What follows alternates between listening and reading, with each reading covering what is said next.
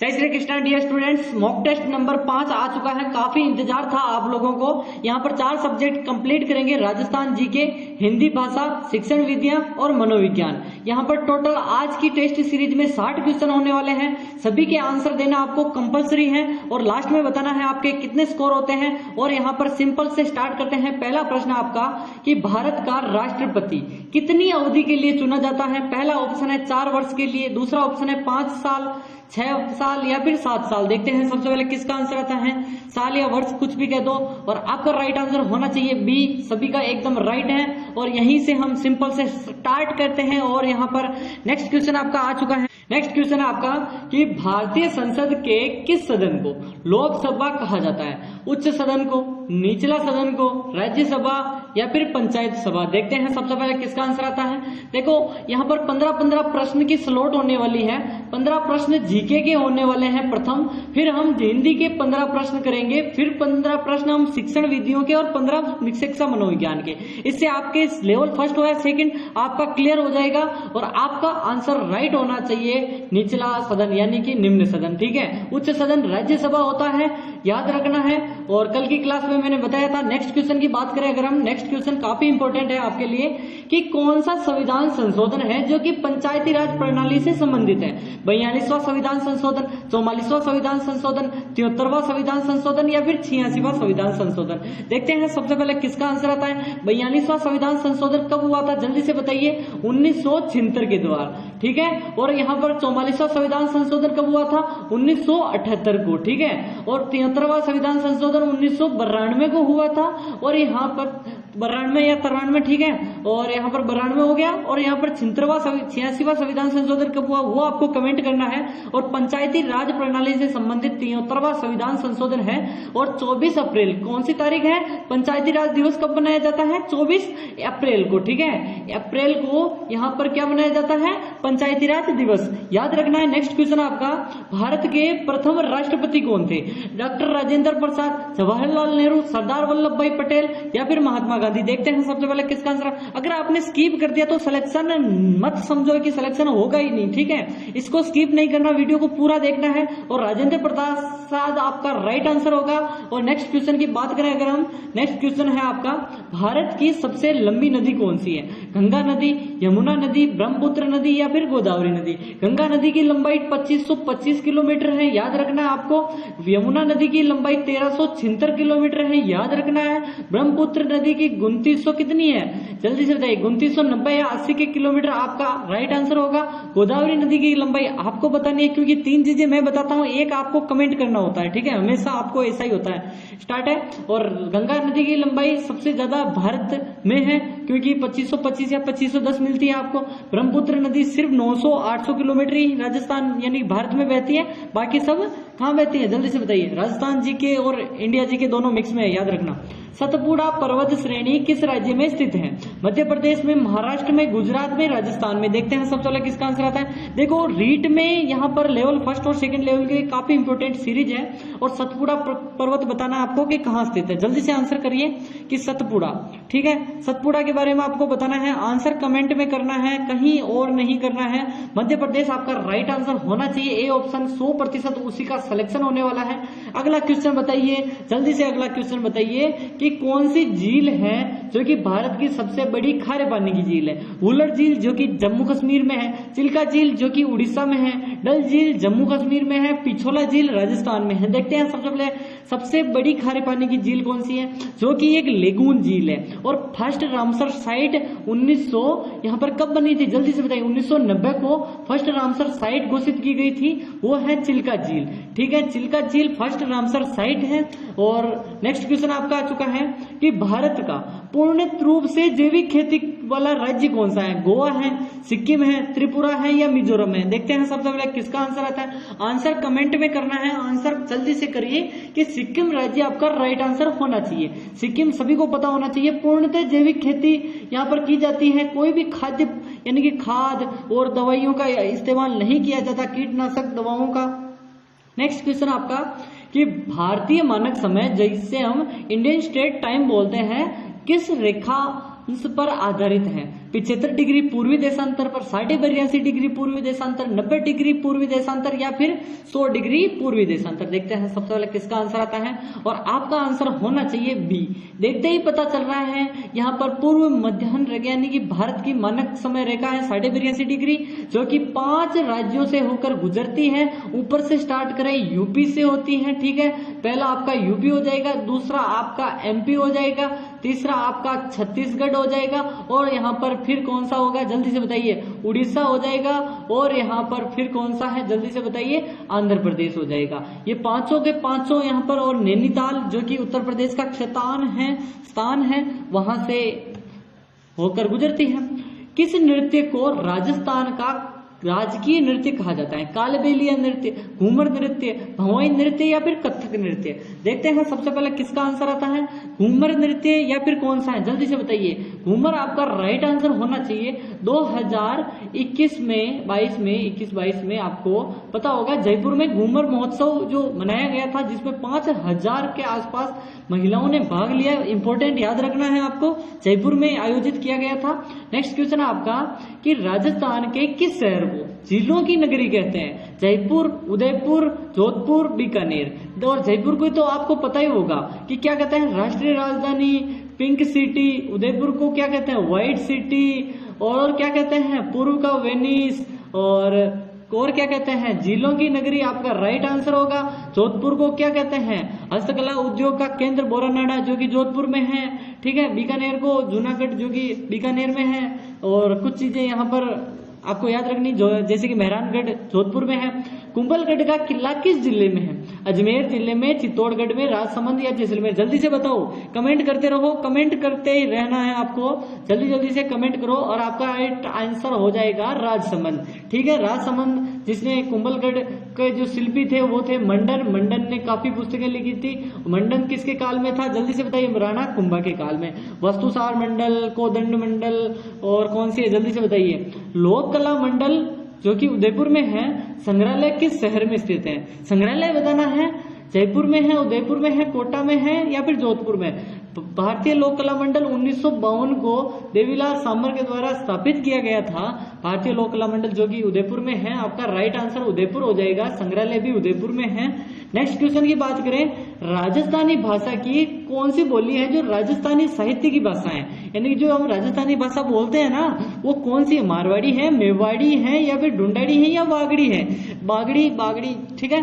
जल्दी से बताओ कौन सी है ये जो राजस्थानी हम यूज करते हैं? वो है मारवाड़ी को डिंगल बोलते हैं, और डिंगल ही यहाँ पर हम मारवाड़ी यानी राजस्थानी भाषा के लिए उपयोग में लेते हैं। आज का जो जीके का लास्ट सवाल है, फिर हम हिंदी की तरफ बढ़ेंगे। किस त्योहार को मरुधरा उत्सव के नाम से जाना जाता है? तीज त्योहार को, गणगौर को, पुष्कर मेले को या फिर डेजर्ट फेस्टिवल को? जल्दी से बताइए। तीज त्योहारा बावड़ी लेडूबी गणगौर, यानी तीज से छोटी तीज, श्रावणी तीज कह दो, वहां से त्योहार यहाँ पर शुरू होते हैं। गणगौर जो कि वैशाख में आता है, उससे समाप्त होते हैं, ठीक है। पुष्कर अजमेर में है। डेजर्ट फेस्टिवल कहाँ हो जाता है जल्दी से बताइए। थार डेजर्ट यानी रेगिस्तान जो फेस्टिवल है, मरुस्थल यानी कि मरु महोत्सव है, वो जैसलमेर में होता है। और यहाँ पर पूछ रहा है मरुधरा उत्सव, ठीक है। क्या पूछ रहा है? मरुधरा उत्सव की पूछ रहा है कि मरुधरा उत्सव कहाँ होता है। जल्दी से आंसर करिए कि मरुधरा उत्सव किस जगह पर होता है। राइट आंसर आपका क्या होगा? जल्दी से आंसर करिए, आंसर कमेंट में करते रहना है। जल्दी से आंसर करिए कि किस त्योहार को जल्दी से बताइए, किस त्योहार को मरुधरा महोत्सव कहते हैं? डेजर्ट फेस्टिवल अभी थोड़ा बताया था। मरु महोत्सव जैसलमेर अभी पोखरण में पिछले साल हुआ था, फरवरी में। अब कहाँ हुआ है जल्दी से बताओ, आपका राइट आंसर क्या होगा? अब आ चुके हैं हिंदी के 15 मोस्ट इंपोर्टेंट। अब जीके किसका बैठ रहे हैं वो भी कमेंट करते रहो कि व्याकरण शब्द का अर्थ क्या है। व्याकरण सभी पढ़ते हैं। भाषा का शुद्ध रूप होता है, भाषा का अशुद्ध रूप होता है, भाषा का लोक रूप होता है या भाषा का काव्य रूप होता है। देखते हैं सबसे पहले किसका आंसर आता है। जल्दी से आंसर करते रहो। आंसर करने में कोई भी यहाँ पर कतराएगा नहीं। गलती होता है तो होने दो, लेकिन आपको क्या करना है, आंसर करते रहना है। भाषा का शुद्ध रूप है, ठीक है, व्याकरण शुद्धि के लिए ही तो बनी हुई है। नेक्स्ट क्वेश्चन आपका आ चुका है, संज्ञा के कितने भेद है? प्रकार नहीं पूछ रहा, भेद पूछ रहा है। काफी लोग 5 करके आ जाते हैं, लेकिन वो वाला नहीं पूछ रहा मैं। 2 है, 3 है, 4 है, 5 है। देखते हैं सबसे पहले किसका आंसर। भेद यहाँ पर कौन कौन से, जल्दी से बताइए। पहला हम व्यक्तिवाचक से स्टार्ट करते हैं। व्यक्तिवाचक संज्ञा, भाववाचक संज्ञा, और कौन सी है, जल्दी से बताइए, जल्दी से बताइए। जातिवाचक संज्ञा, यहाँ पर ये जातिवाचक संज्ञा, ठीक है। और 3 ही भेद है, याद रखना, भेद 3 है। लेकिन जो यहाँ पर जातिवाचक संज्ञा के 2 और भेद हैं, कौन कौन से हैं, नाम बताओ जल्दी से।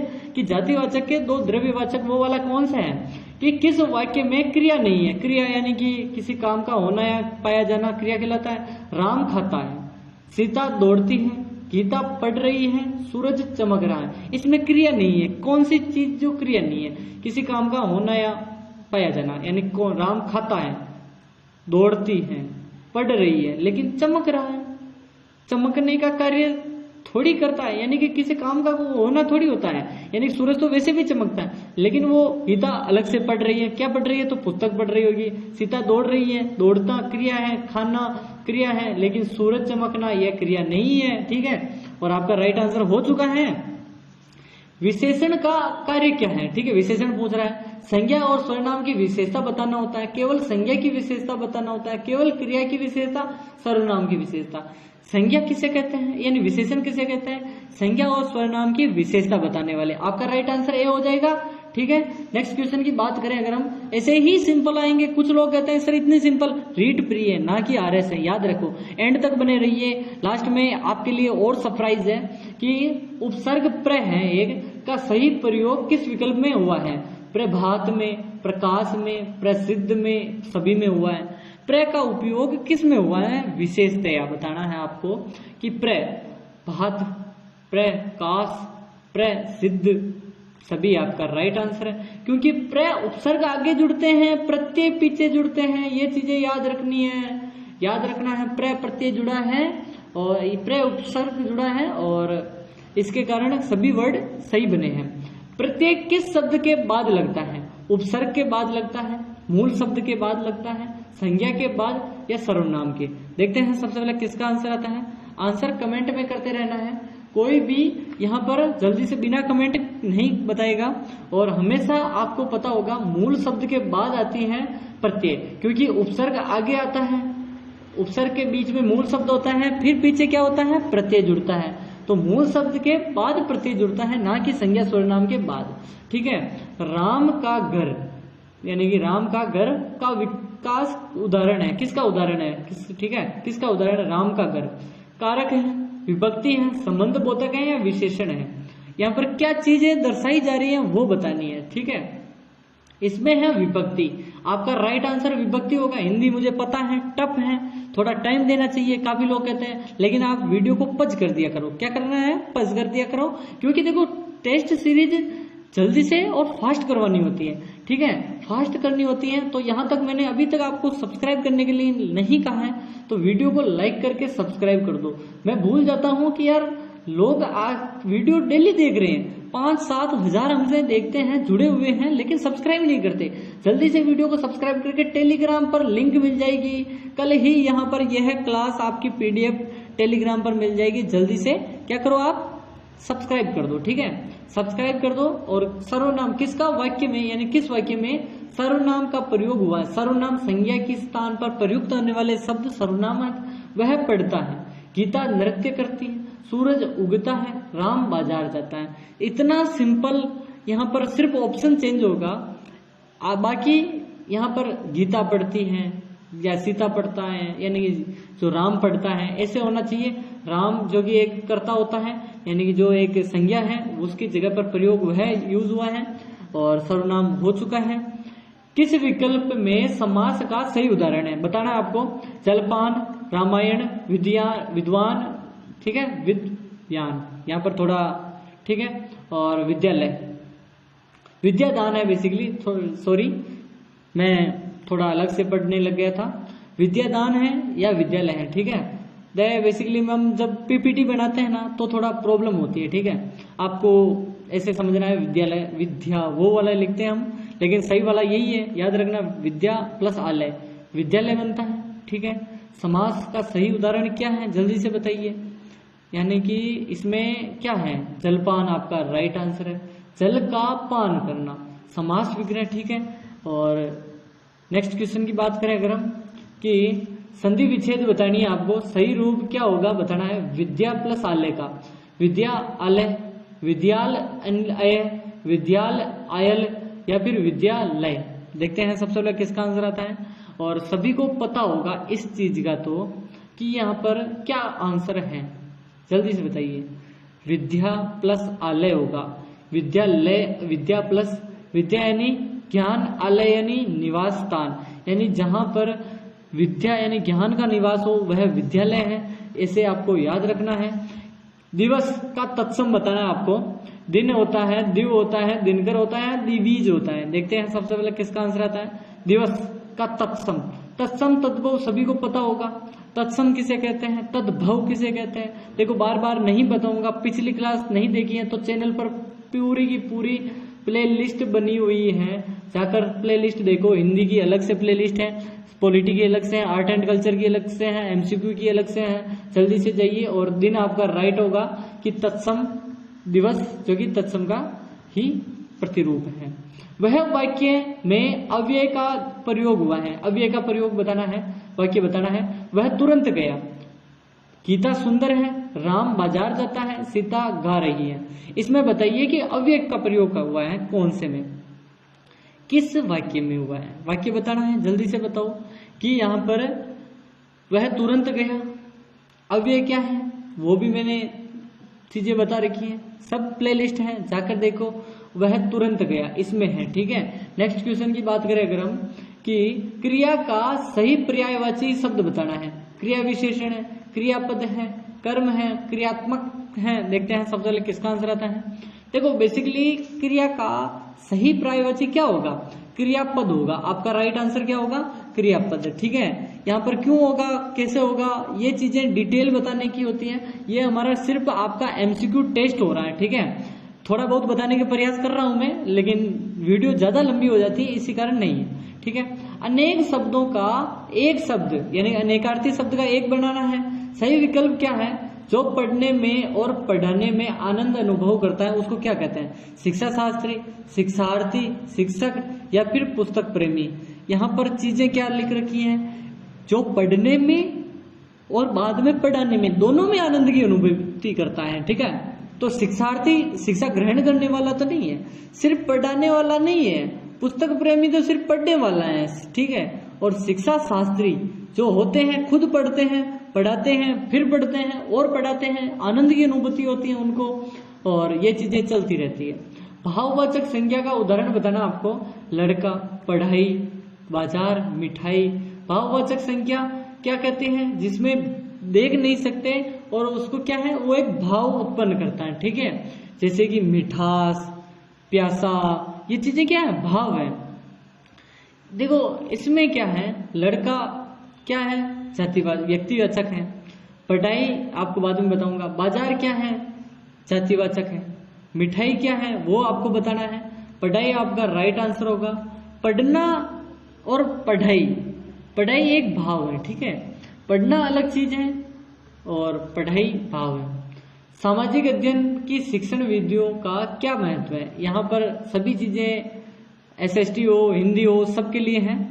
यहाँ पर बताइए इसके लाभ है, इसकी हानियां हैं, यह क्या है, इसमें क्या शामिल है। शिक्षण विधियों का क्या महत्व बताना है, इसके लाभ है, इसके हानियां होती है, ये क्या है या इसके क्या शामिल है, ये चीजें बतानी है आपको, जल्दी से बताइए। यानी कि आपको राइट आंसर क्या होगा आपका, जल्दी से बताओ।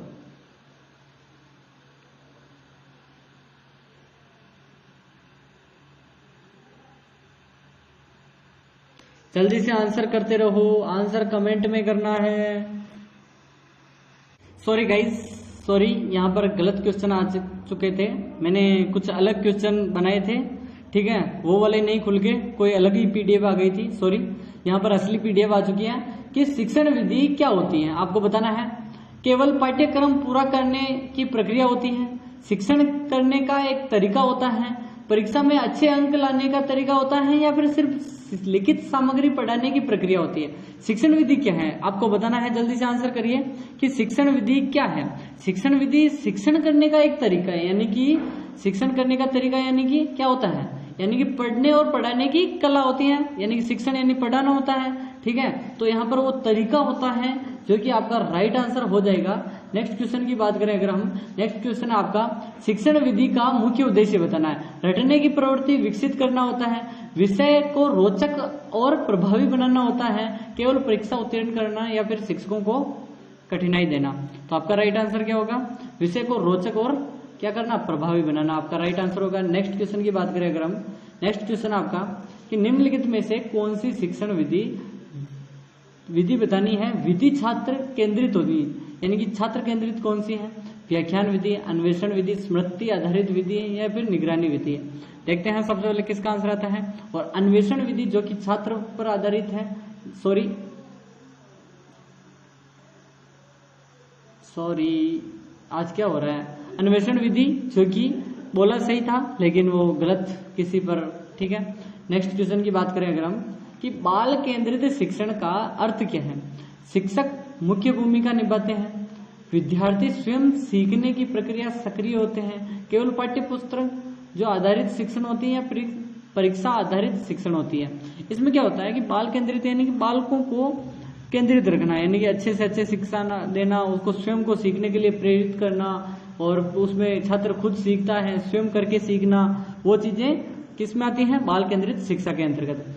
सहगामी शिक्षण विधि है, उसका उदाहरण बताना है। समूह चर्चा, निर्देशात्मक शिक्षण, एकल शिक्षण, पाठ्य पुस्तक पढ़ना। देखते हैं सबसे पहले किसका आंसर आता है, जल्दी से आंसर करिए, आंसर कमेंट में करना है, जल्दी से आंसर करिए। और आपका राइट आंसर क्या होगा, सहभागी शिक्षण में कौन सा आंसर होगा, समूह चर्चा आपका राइट आंसर है, ग्रुप डिस्कशन आपका राइट आंसर है। नेक्स्ट क्वेश्चन है कि समस्या आधारित शिक्षण होता है, उसका लाभ बताना है। सिर्फ याददाश्त बढ़ाना होता है, छात्रों को सोचने और समस्या को सुलझाने की क्षमता को बढ़ाना होता है, केवल परीक्षा की तैयारी करवाना होता है, या केवल शिक्षण भूमिका को बढ़ाना होता है। देखते हैं सबसे पहले किसका आंसर आता है, और आपका राइट आंसर क्या होगा, जल्दी से आंसर करिए कि छात्रों को सोचने और समस्याओं को सुलझाने की क्षमता का विकास करना ही आपका राइट आंसर है। नेक्स्ट क्वेश्चन है, और अभी तक आपने टेलीग्राम ज्वाइन नहीं किया तो कर लो, क्योंकि वहां पर पीडीएफ मिलेगी। निम्नलिखित में से कौन सी शिक्षण विधि आधिकारिक शिक्षण के रूप में जानी जाती है। संवादात्मक शिक्षण, व्याख्यान विधि, व्यवहारिक शिक्षण, समूह शिक्षण। देखते हैं सबसे पहले किसका आंसर आता है, और आपका राइट आंसर है व्याख्यान विधि, जो कि किसकी है, आधिकारिक शिक्षण के रूप में जानी जाती है। डिस्कवरी विधि क्या होती है बेसिकली आपको बताना है, और मुख्य रूप से क्या होता है। शिक्षक की सब कुछ बताते हैं, यानी शिक्षक ही सब कुछ बताते हैं, विद्यार्थी स्वयं जानकारी खोजते हैं, केवल नोट्स दिए जाते हैं, सिर्फ परीक्षा के लिए तैयार किया जाता है। देखो डिस्कवरी क्या होती है कि बच्चों को क्या है कि नई नई जानकारी स्वयं उनको खोजने के लिए दी जाती है, वो ढूंढ के लाते हैं, ऐसी चीजें आपका राइट आंसर भी हो जाएगा। नेक्स्ट क्वेश्चन आपका आ चुका है कि पाठ्य योजना बनाते समय क्या महत्वपूर्ण है। अभी आपने बीएड में पाठ्य योजना बनाई होगी, नहीं बनाई, किसी और ने बनाई होगी। केवल पाठ्य पुस्तक को ध्यान में रखना होता है, छात्रों की आवश्यकता और उनकी क्षमता को समझना होता है, केवल परीक्षा की तैयारी रखना होता है, सिर्फ शिक्षकों की सुविधा देखना होता है। तो आपका राइट आंसर क्या होगा, जल्दी से बताइए कि पाठ्य योजना बनाते समय छात्रों की आवश्यकताओं और उनकी क्षमताओं को समझना होता है। ठीक है, छात्रों की आवश्यकता क्या है, क्या उनकी चीजें चाहिए, उनको कौन से पाठ कैसे प्रकार से प्रस्तुत करने हैं। प्रभावी शिक्षण में शिक्षक की क्या भूमिका होनी चाहिए, सिर्फ सूचना देना होता है, प्रेरक, मार्गदर्शक, सहायक की भूमिका निभाना होता है, छात्रों को नियंत्रण करने वाला, या फिर केवल पाठ्यक्रम पूरा करने वाला। तो सभी को पता है इस चीज के बारे में कि यहाँ पर मार्गदर्शन भी करेगा और सहायता भी करेगा, प्रेरणा जो देने वाली भूमिका भी निभाएगा। ठीक है, 11वां प्रश्न आज का कि शिक्षण विधियों का चुनाव किस पर निर्भर करता है, शिक्षकों की पसंद पर, छात्रों की आवश्यकता और सीखने की क्षमता पर, स्कूल की सुविधा पर, सिर्फ पाठ्यक्रम पर। और तो इसका भी सभी को पता होना चाहिए कि छात्रों की आवश्यकता है और उनके सीखने की क्षमता, यानी छोटे बच्चे को कैसे सिखाना, उदाहरण से नियम की ओर, बड़े बच्चों को किस प्रकार पढ़ाना, हर चीज का एक तरीका होता है। खेल केंद्रित शिक्षण होता है, उसका उद्देश्य क्या है, सिर्फ मनोरंजन प्रदान करना, छात्रों की भागीदारी, सक्रियता बढ़ाना होता है, पढ़ाई को ध्यान रखना होता है केवल समय व्यतीत करना, और आपका राइट आंसर बी हो जाएगा कि उनकी भागीदारी और सक्रियता को बढ़ाना होता है। नेक्स्ट क्वेश्चन है, नाटक विधि का मुख्य उद्देश्य क्या है? विषय को रोचक बनाना, सिर्फ मनोरंजन करना, परीक्षा की तैयारी करना, विद्यार्थियों को कक्षा कक्ष में शांत रखना। और आपका राइट आंसर क्या होगा? 13वें प्रश्न का आपका आंसर क्या होगा? विषय को रोचक बनाना ही उनका नाटक विधि, यानी नाटक के द्वारा वो क्या करते हैं? विषय को रोचक बनाते हैं जिससे कि छात्र रुचि लेते हैं। ठीक है। ब्लैक बोर्ड विधि का मुख्य क्या लाभ है? केवल लेखन की आदत डालना होता है, जटिल विषयों को सरल बनाना, केवल नोट्स बनाना, केवल शिक्षकों के उपयोगी होना। तो इसका राइट आंसर क्या होगा? जटिल वस्तुओं को सरल मैप के माध्यम से, ब्लैक बोर्ड के माध्यम से क्या करते हैं कि डायग्राम के माध्यम से चीजें अच्छे से समझ आती हैं। और आज का जो अपने शिक्षण विधियों का लास्ट प्रश्न है कि अनुभवात्मक जो शिक्षण है वो किस पर आधारित है? केवल किताबों पढ़ने पर अनुभवात्मक शिक्षण है। ठीक है। व्यवहारिक अनुभव गतिविधि पर, केवल लिखित परीक्षा पर, सिर्फ शिक्षण की व्याख्यान पर। देखो काफी लंबी क्लास होती है ना, तब थोड़ा मुंह सूख जाता है और इसलिए आप पे मेहनत कर रहे हैं आप पर, तो आप भी मेहनत का रंग लाइए और सिलेक्शन इस बार लेके आना है। व्यवहार और अनुभव और गतिविधियों जो उनको क्या करना है? आगे बढ़ाना है, उनको और बढ़ाना है। व्यवहारिक जो अनुभव होते हैं, क्योंकि ज्ञान से बड़ा अनुभव होता है, किसी ने कहा था ज्ञान से बड़ा अनुभव होता है। अब हम स्टार्ट करते हैं जो अपनी नेक्स्ट सीरीज, और आ चुकी है नई सीरीज शिक्षा मनोविज्ञान। शिक्षा मनोविज्ञान एक विज्ञान है, मानव व्यवहार का है, मानव सिद्धांतों का है, शिक्षा सिद्धांतों का है, या इनमें से सभी? देखते हैं सबसे पहले किसका आंसर आता है, और आपका राइट आंसर होगा ये सभी होते हैं। ठीक है। मानव व्यवहार का है, और यहाँ पर मानव सिद्धांत भी है, शिक्षा सिद्धांतों का भी है। नेक्स्ट क्वेश्चन की बात करें अगर हम कि मनोविज्ञान का ज्ञान उपयोगी है किस लिए, किसके लिए उपयोगी है? शिक्षक के लिए है, अभिभावकों के लिए, विद्यालय प्रशासक होता है उसके लिए, उपयुक्त सभी के लिए। शिक्षा जो मनोविज्ञान है क्या करता है? मनोविज्ञान बालकों को समझता है, उनको बेहतर चीजें दिलाने के प्रयास करता है। और मनोविज्ञान का ज्ञान क्यों उपयोगी है? जल्दी से बताइए। कि सभी चीजें शिक्षक के लिए भी उपयोगी है, अभिभावकों को भी समझना होता है कि वो किस प्रकार पढ़ाते हैं, नहीं पढ़ाते, अभिभावक बच्चों पर किस प्रकार ध्यान देते हैं, विद्यालय प्रशासक कैसा है, यहाँ पर नियंत्रण में है या नहीं, सभी चीजें आपको राइट आंसर हो जाएगा। नेक्स्ट क्वेश्चन है आपका कि निम्नलिखित में से कौन से बच्चे के सामाजिकरण के लिए एक महत्वपूर्ण भूमिका है? सामाजिकरण यानी समाज में घुलने मिलने में जो मदद करते हैं वो अदा करते हैं। मीडिया करता है, विद्यालय करता है, परिवार और आस पड़ोस। 1 2 3 4 सभी हैं या फिर क्या है? जल्दी से बताइए। या सिर्फ 3 4, सिर्फ 2 3, 1 3 4? देखते हैं सबसे पहले किसका आंसर आता है। जल्दी से आंसर करिए कि बच्चों को सामाजिकरण अगर जोड़ना है तो उसके लिए क्या करना होगा आपको? जल्दी से बताइए। किसकी भूमिका सर्वाधिक है? सामाजिकरण।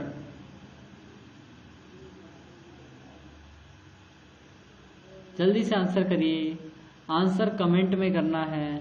और आपका राइट आंसर होगा यहाँ पर क्या? जल्दी से बताइए। आपका राइट आंसर होना चाहिए ए, क्योंकि ये सभी मीडिया, विद्यालय, परिवार, घर, आस पड़ोस सब चीजें बच्चे के सामाजिकरण यानी समाज में घुलने मिलने में मदद करते हैं। और बेसिकली ज्यादातर परिवार और आस पड़ोस। शिक्षा मनोविज्ञान अधिक बल देता है, किस पर बल देता है?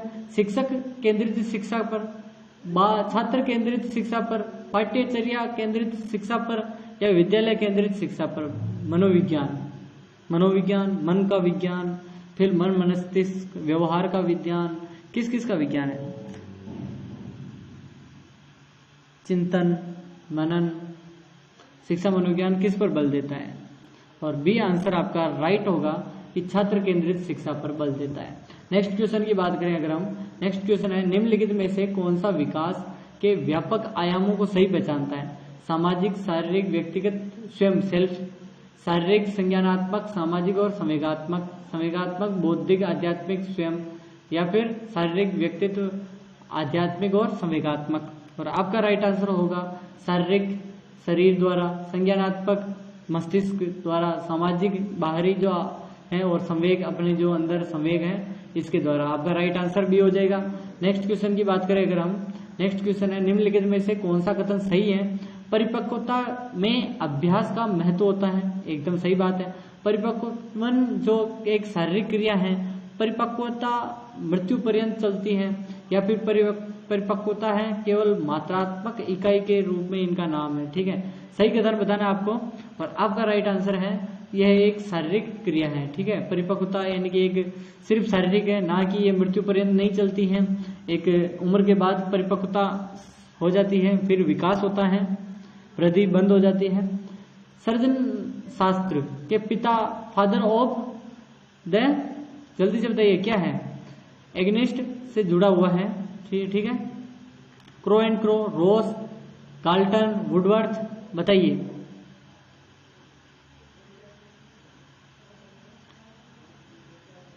सृजन शास्त्र के पिता, फादर ऑफ, जल्दी से बताइए कौन है? रोस आपका राइट आंसर होगा। रोस ही यहां पर है आपका राइट आंसर। नेक्स्ट क्वेश्चन आपका कि निम्नलिखित में से कौन सा बालकों को अधिगम एवं विकास में सबसे अधिक योगदान देता है? परिवार, समवयस्क समूह है, टेलीविजन, परिवार, समवयस्क समूह है, अध्यापक, परिवार, खेल, कंप्यूटर, परिवार, खेल, पर्यटन। देखते हैं सबसे पहले किसका आंसर आता है, जल्दी से आंसर करिए। 8वें प्रश्न का क्या आंसर होगा? और परिवार, समवयस्क समूह और अध्यापक आपका राइट आंसर होगा, क्योंकि हम क्या पढ़ रहे हैं? अध्यापक किससे संबंधित चीजें। कि निम्नलिखित में से कौन सा शारीरिक विकास का एक प्रमुख नियम है? मानसिक विकास से भिन्नता का नियम है, अनियमित विकास का नियम है, द्रुतगामी विकास का नियम है, कल्पना और संवेग विकास से संबंध का नियम है। और आपका राइट आंसर होगा अनियमित विकास का नियम। ठीक है, नेक्स्ट क्वेश्चन की अगर बात करें, 10वां प्रश्न आपका आ चुका है कि विकास के जो परिणाम स्वरूप विकास होता है उसके परिणाम स्वरूप नवीन विशेषताएं आती हैं, तो नवीन योग्यताएं प्रकट होती हैं। यह कथन किसने कहा था? असेल ने कहा था, हरलॉक ने कहा था, मेरेडिथ ने कहा था, डगलस हॉलैंड ने कहा था। और आपका राइट आंसर क्या होगा? हरलॉक ने कहा था ये चीजें। नेक्स्ट क्वेश्चन की बात करें अगर हम कि निम्नलिखित में से कौन सा वृद्धि और विकास का प्रथम चरण है? शारीरिक विकास, नैतिक विकास, सामाजिक विकास, मानसिक विकास। और आपका राइट आंसर क्या होगा? जल्दी से बताइए कि शारीरिक विकास। वृद्धि और विकास हमेशा प्रथम चरण में शरीर पर करती है, फिर वृद्धि रुक जाती है, विकास जीवन पर्यंत चलता रहता है।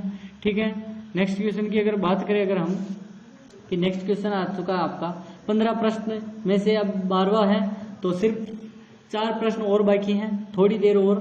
मनुष्य जीवन का आरंभ मूलतः घटित है 2 कोष से, केवल 1 कोष से, कई कोष से, कहीं कोई कोष नहीं है।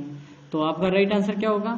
कि आपको सभी को पता है मनुष्य जीवन का आरंभ मूलतः किस घटना से यानी किस घटित से होता है? कि 1 कोष आपका राइट आंसर है। नेक्स्ट क्वेश्चन है, सब्सक्राइब नहीं किया तो कर दो यार। निम्नलिखित में से कौन सी एक अंतःस्रावी ग्रंथि नहीं है? एड्रिनल ग्रंथि, पीयूष ग्रंथि, लार ग्रंथि, थायराइड ग्रंथि। शिक्षा मनोविज्ञान से ही संबंधित है, याद रखना है। और आपका राइट आंसर है लार ग्रंथि, क्योंकि ये सभी चीजें क्या है? गले के अंदर है, लेकिन लार एक अलग चीज है। ठीक है, लार ग्रंथि नहीं है, ग्रंथि है लेकिन शारीरिक यानी कि फिजिकल है, वो विकास है, वो किस क्षेत्र का है? स्नायु मंडल का है, मांसपेशियों में वृद्धि है, एडोक्राइन ग्लैंड्स हैं, या उपयुक्त सभी हैं। और आपका राइट आंसर क्या होगा? उपयुक्त सभी एकदम राइट है। और नेक्स्ट क्वेश्चन की बात करें, निम्नलिखित में से कौन सा सामाजिकरण की निष्क्रिय एजेंसी है? सार्वजनिक पुस्तकालय है, स्वास्थ्य क्लब है, परिवार है, इको क्लब है। आज का लास्ट प्रश्न है। और अब बताइए आपके कि 60 में से कितने सही हुए? अगर 30 या फिर 40 प्लस हो तो आप प्लस पॉइंट में हो, 50-40 प्लस हो तो आपका वेरी अच्छा स्कोर है। अगर 30 से नीचे हो तो मेहनत करने की जरूरत है, सारे वीडियो देख डालो। मिलते हैं नेक्स्ट वीडियो में। और आपका राइट आंसर ए हो जाएगा।